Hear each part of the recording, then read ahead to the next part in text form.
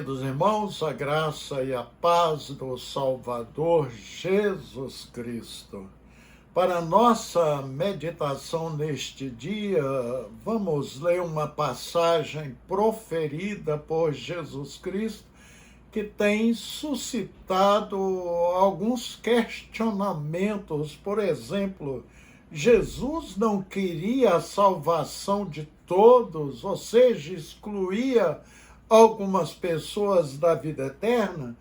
O texto bíblico se encontra em Marcos capítulo 4, versículo 12, que diz assim: para que, vendo, vejam e não percebam, e ouvindo, ouçam e não entendam, para que não se convertam e lhes sejam perdoados os pecados. Ao lermos rapidamente o texto, até parece que Jesus Cristo não queria que algumas pessoas fossem salvos. Não, querido, não é assim. Na casa do publicano Zaqueu, Jesus chegou a declarar: porque o Filho do Homem veio buscar e salvar o que se havia perdido. Lucas 19, 10. São inumeráveis os textos bíblicos que revelam que Deus deseja que todos os homens sejam salvos, como escreveu o apóstolo Paulo em 1 Timóteo 2, 3, 4, porque isto é bom e agradável diante de Deus, nosso Salvador, que quer que todos os homens se salvem e venham ao conhecimento da verdade. O mesmo apóstolo escreveu em Tito 2, versículo 11, que a graça de Deus se manifestou salvadora a todos os homens. Observe novamente o texto lido de Marcos 4, versículo 12. Para que vendo, vejam e não percebam, e ouvindo, ouçam e não entendam, para que não se converta e lhes sejam perdoados os pecados. Essa palavra de Jesus está no contexto da parábola do semeador, explicando a mesma parábola. Observe agora Mateus 13, do 13 ao 14. Por isso lhes falo por parábolas, porque vendo não vejam e ouvindo não ouçam, não entendam, de sorte que neles se cumpre a profecia de Isaías: ouvireis com os ouvidos e de nenhum modo entendereis. Vereis com os olhos e de modo nenhum percebereis.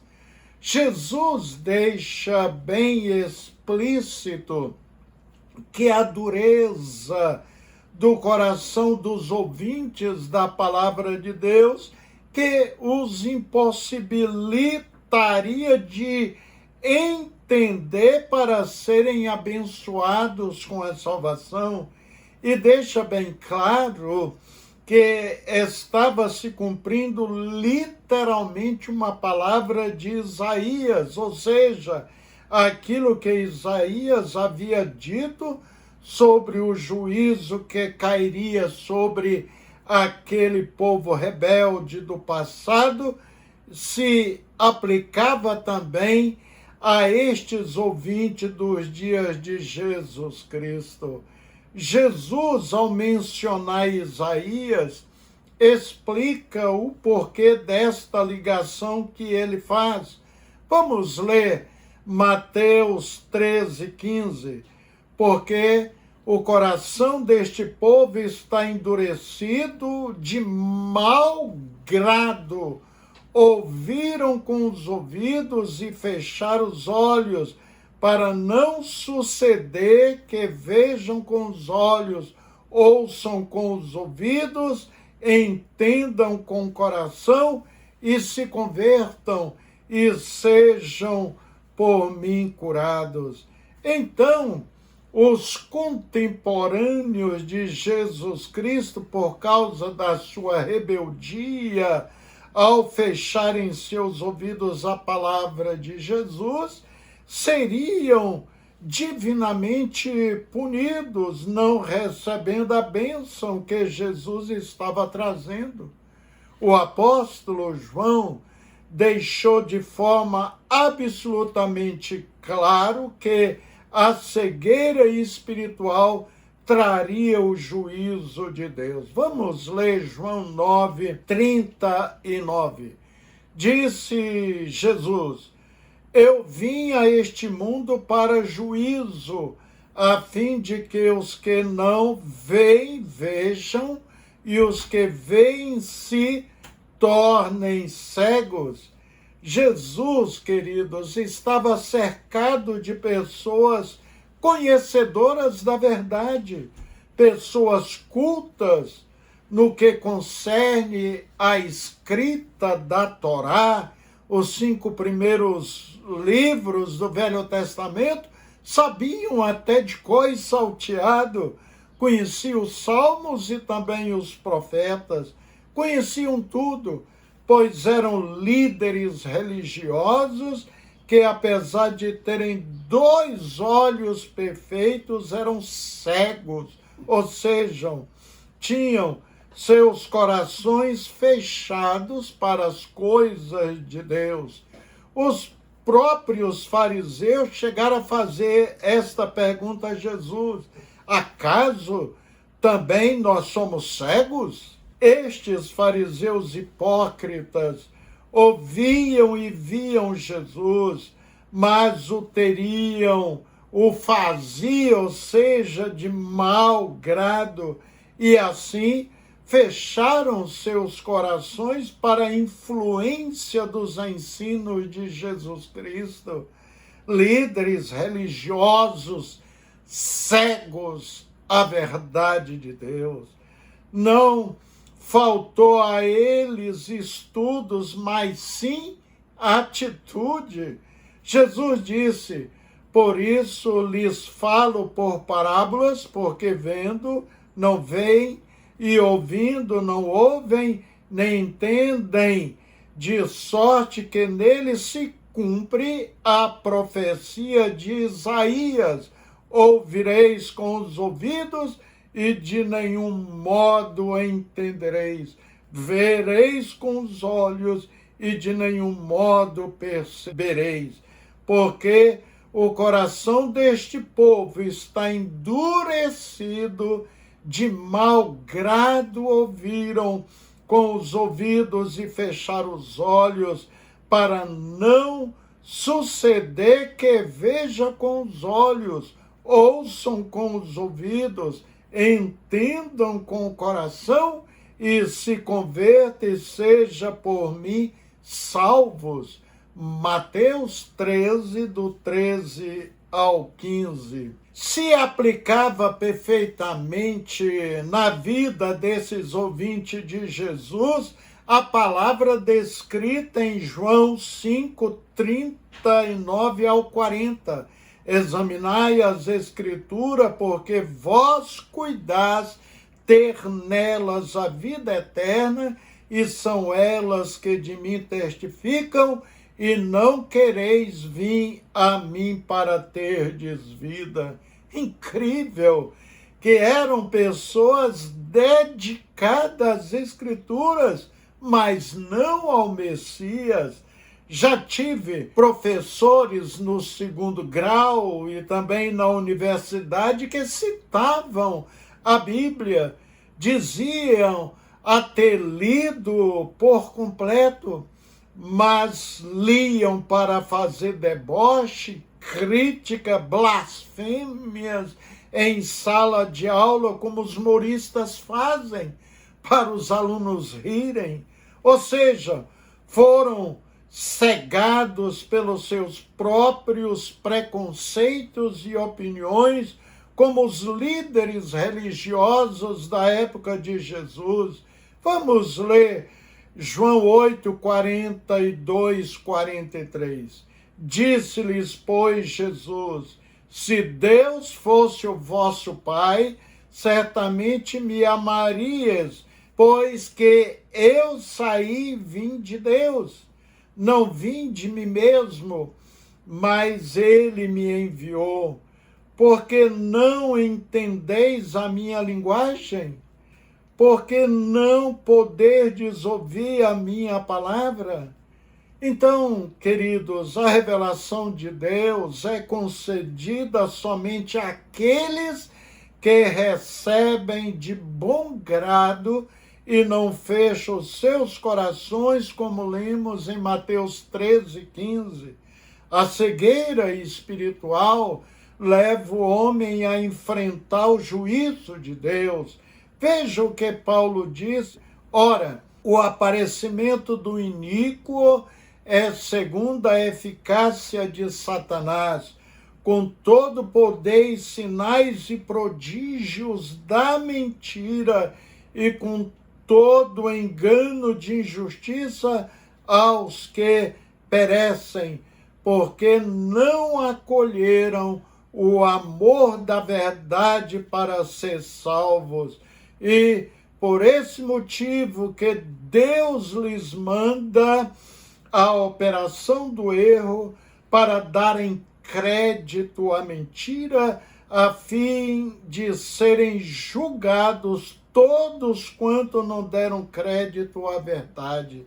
Antes, pelo contrário, deleitaram-se com a injustiça.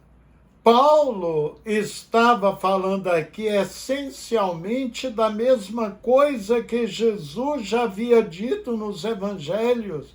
Há pessoas que rejeitam a verdade e acabam ficando espiritualmente cegas por uma determinação divina. Esta cegueira espiritual mencionada por Jesus na parábola do semeador, podemos dizer que é justo sim o juízo de Deus sobre os seus desprezadores. Ninguém, queridos, é obrigado a ficar no escuro. Acenda a luz. Eu compreendi isso ainda bem cedo na minha juventude. Não quis ficar nas densas trevas do pecado, na escuridão, debaixo das mãos do diabo. Recebi de bom grado a palavra libertadora de Jesus Cristo, ainda bem cedo na minha adolescência. Quando Deus enviava os profetas, já deixava bem claro a eles que não seria nada fácil a transmissão de sua palavra.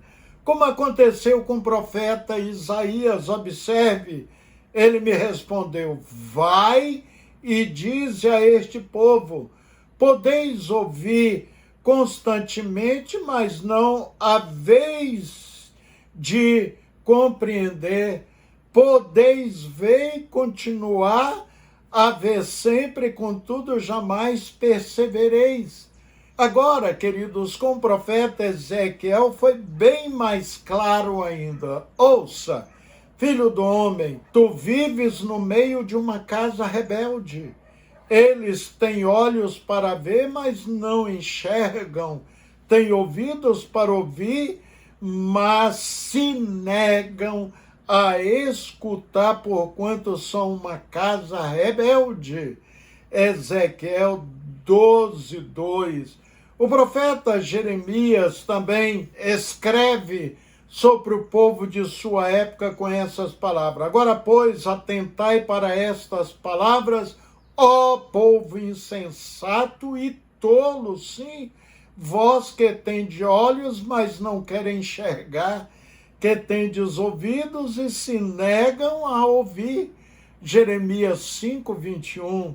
O salmista também descreve isto há 1000 anos antes de Cristo. Contudo, meu povo preferiu não me dar ouvidos, e Israel não quis obedecer-me. O apóstolo Paulo retratou bem as pessoas de seu tempo com essas palavras. Como está escrito, Deus lhes deu um espírito de entorpecimento, olhos para não enxergar e ouvidos para não escutar, até o presente dia. Em todas as épocas da história da humanidade, Deus sempre se importou com a salvação das pessoas. Ocorre que a rebelião voluntária, desmedida, tem levado as pessoas à perdição eterna. Preferem ouvir a voz do diabo do que ouvir a voz de Deus. O apóstolo Paulo fala até da atuação dinâmica do diabo na mente das pessoas, cegando-os espiritualmente. Observe a leitura de 2 Coríntios 4, do 4 ao 6. O Deus desta presente era cegou o entendimento dos descrentes, a fim de que não vejam a luz do evangelho da glória de Cristo, que é a imagem de Deus. O apóstolo, ao chamar Satanás de Deus, com letra minúscula, evidentemente, está dizendo simplesmente que o diabo é uma divindade real, desde que foi expulso do céu, quando ainda era o Lúcifer. Sim, ele tem o domínio, o poder de cegar o entendimento dos incrédulos, dos descrentes, para que eles não possam compreender a verdade do Evangelho de Cristo Jesus. Vocês já viram que existe no Brasil e em diversos países do mundo até igreja, escrita Igreja de Satanás, e as pessoas cultuam o diabo na maior naturalidade possível. Não se sentem envergonhados ou coagidos a confessar o seu culto ao diabo. Eles sabem a quem estão servindo, têm consciência absoluta disso. Então, como o cultuam, o diabo exerce autoridade sobre os vários aspectos de suas vidas e influencia seus pensamentos, ações e desejos. Em outras palavras, tem o controle absoluto de suas vidas. É bom que se diga, meus queridos, que Satanás não governa de forma completa e absoluta sobre este mundo. Ele só pode operar dentro dos limites que Deus lhe impôs. Deus permite que Satanás domine sobre o mundo incrédulo. E Jesus deixou bem claro isso ao afirmar que Satanás exerce a autoridade que lhe foi dada. Vamos ler Lucas 4:6. E disse-lhe o diabo: dar-te-ei a ti todo este poder e a sua glória, porque a mim me foi entregue e dou a quem quero.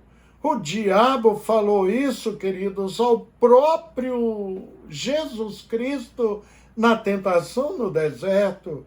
O inimigo da alma está atuante, bem presente em todas as esferas da sociedade. Como disse um pregador do passado, o Deus deste século, Satanás, controla a atual disposição da mente do mundo, expressa por meio dos ideais, opiniões, objetivos, esperança e visões da maioria das pessoas.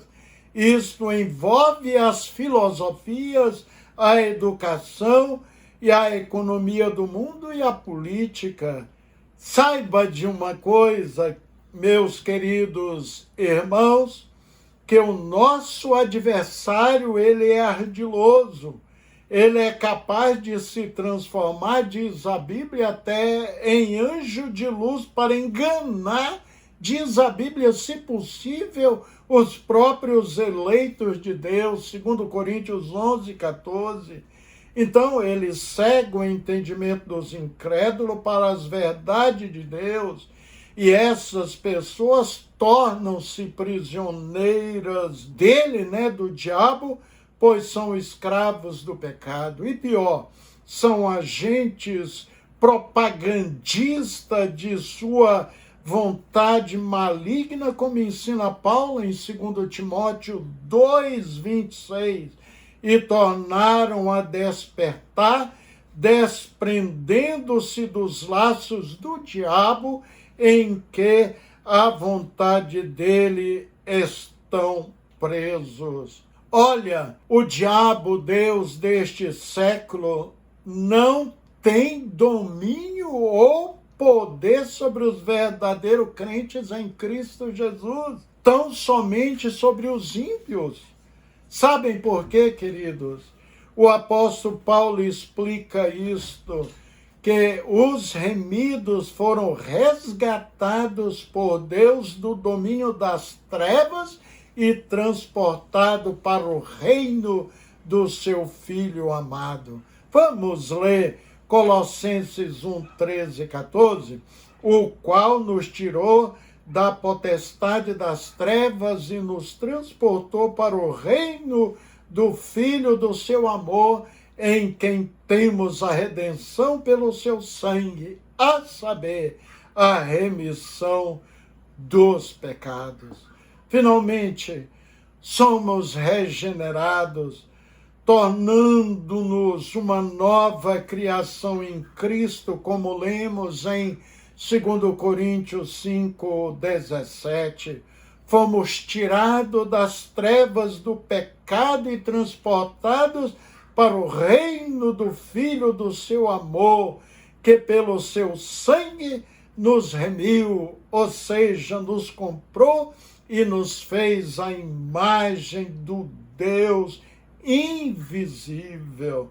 Se você ainda não se sente um remido, um salvo, o que está esperando? Entrega a sua vida a Jesus Cristo hoje mesmo. Amém? Oremos. Eterno e glorioso e bendito Deus, a ti a honra e a glória devida, só o Senhor é Deus. Te agradecemos porque o Deus deste século, o diabo, não pôde cegar o nosso entendimento, ter domínio sobre nós, porque, como disse Paulo, que o Senhor nos tirou, aleluia, da potestade das trevas e nos transportou para o reino do Filho do seu amor, em quem temos a redenção pelo seu sangue, a saber, a remissão dos pecados. Maravilha! Somos gratos a ti, Senhor. Em nome de Jesus Cristo. Amém. Queridos, fiquem na graça e na paz do Salvador Jesus Cristo.